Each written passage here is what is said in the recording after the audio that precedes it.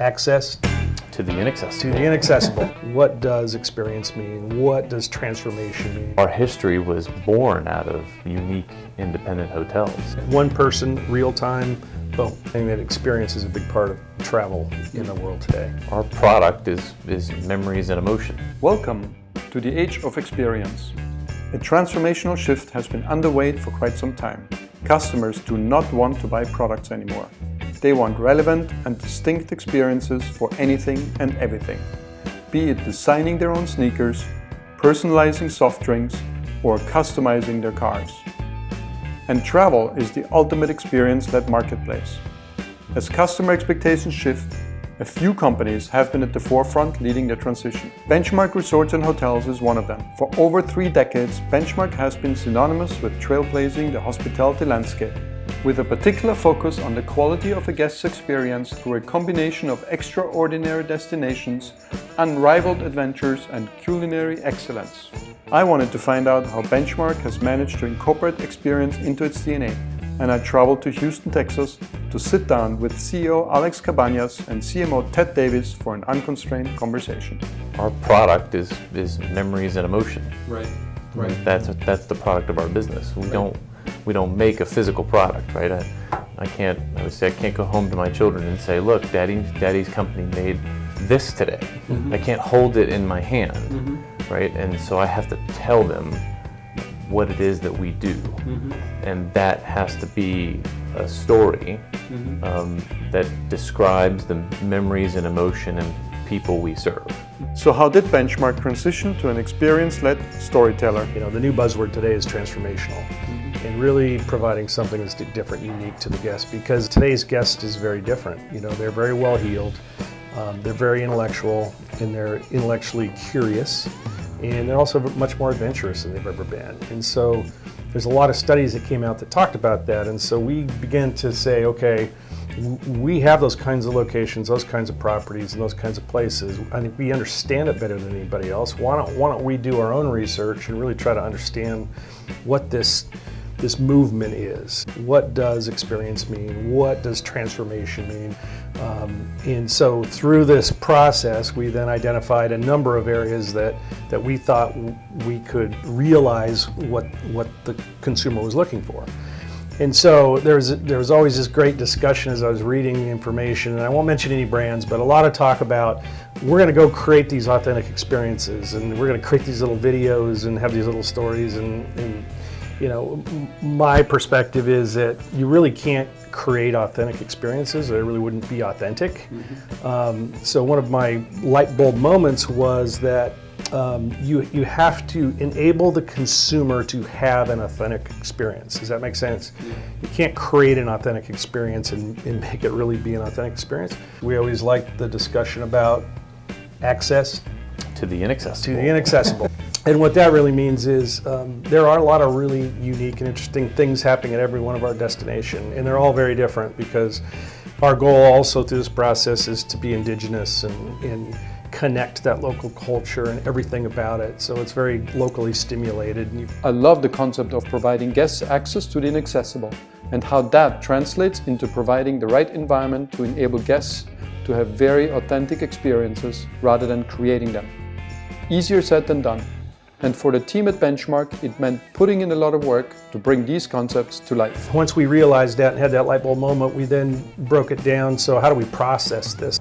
And so we created a massive amount of content, newsletters, blogs, magazines, video content, all kinds of website content. And we broke down into all kinds of detail around, on the leisure side, culinary is very important. So understanding what's going on in the culinary world, you know, what's going on from an adventure perspective, what's going on from a cultural perspective. We tried to do it for 2 years on our own and failed at it miserably, and finally had to hire experts, editors and writers and researchers that really went in and understood the destination, turned it into content, and then served it to us that we could then present it, which turned out to be a very effective approach. What strikes me in the conversation with Alex and Tim is that not once have they mentioned the size of the rooms, the quality of the breakfast, or their new shower curtains.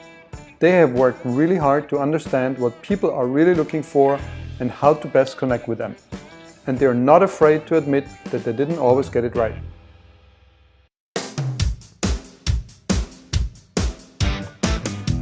Now, the big question is obviously, how do you scale and standardize authenticity across the entire portfolio? That's where it really gets interesting.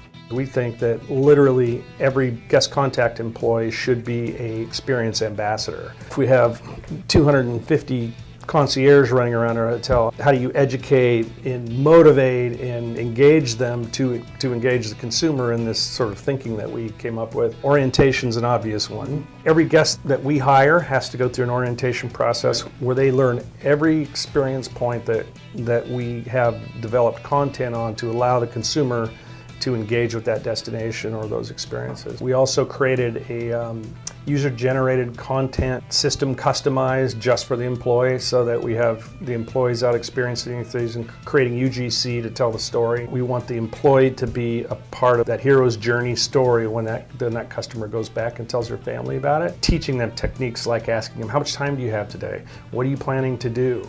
And then offering up these ideas and these experiences and things so that it helps that consumer. Benchmark has made an incredible effort to include their team members to bring the experiences to life, which impacted one area the team did not expect. The one byproduct we didn't think through but are really excited about is the fact that the employees really think it's interesting and like it, because now they're more of a part. They're not just coming to work trying to make a bed or clean a room or check somebody in. Now they get to be a part of the guest experience in a bigger way. And it's creating employee satisfaction as well that was beyond. I can imagine, the turnover, with high turnover in any hotel, right, or in most hotels, that definitely helps when you teach them more than just making a bed, but you talk to them about, here's what the consumer wants, right, or how do we give them something that's a little bit different. Our employees get inspired by the idea, even if we can't train every single one of them to really know the destination or the location, they at least are inspired to, beyond their day-to-day, believe in what it is that we're delivering to that guest, right? And that can be any small moment of their normal job, right? Whether that's making the room in the right way and paying attention to the guest's needs and saying hello in the hallway, to actually paying attention when someone's in the lobby looking at a map wondering what to do next, and walking up and saying, hey, can I help in any way? And even if they can't help in that moment, the guests will feel better, because someone cared. Benchmark clearly cares. Their push for transformative experiences has clearly transformed the culture of the company itself. To wrap up part one of our conversation, I ask Alex and Ted how all their hard work has translated into concrete business results as a hotel manager. One of our expertise is creating demand where it doesn't exist.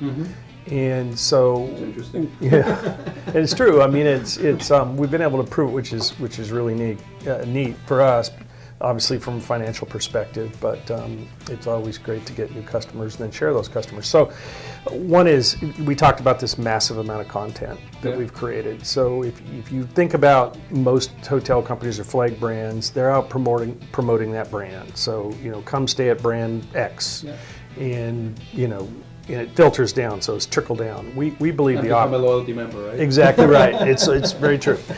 And we believe the opposite. We believe that a trickle up theory is that if you have the right kind of content and you are specifically marketing that destination in the unique and adventurous and fun and culinary oriented and things, all the things that the consumer wants and they've told you they want, and proven through research.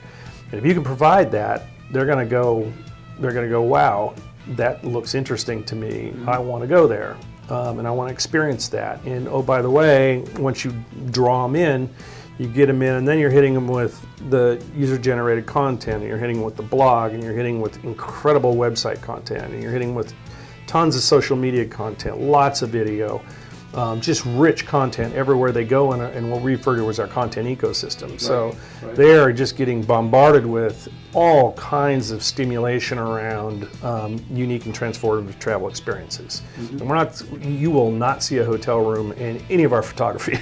That's not what we're selling at Benchmark. We're selling experiences. Great demand where demand doesn't exist. Trickle up instead of top down. Lots of incredible content everywhere guests are to stimulate desire and intent. Ultimately, Benchmark has built a very effective culture and engine to tell individualistic stories, delivered through every touch point and every employee all the time. Where you win the customer's heart is on the inspiration side. Yeah. And those are the small touch points that, regardless of how much data might be in the person's hand, how are they extending themselves into that little journey and into that guest world? And every single time we talk about it, every single audience that we ask, it is the littlest of things that make the difference. Absolutely. It is something someone said, a gesture that they made, an overheard conversation that turned into an opportunity to serve them somehow with some little it's not a bunch of money. Yeah. I mean, it virtually costs nothing. Yeah. And those are the stories.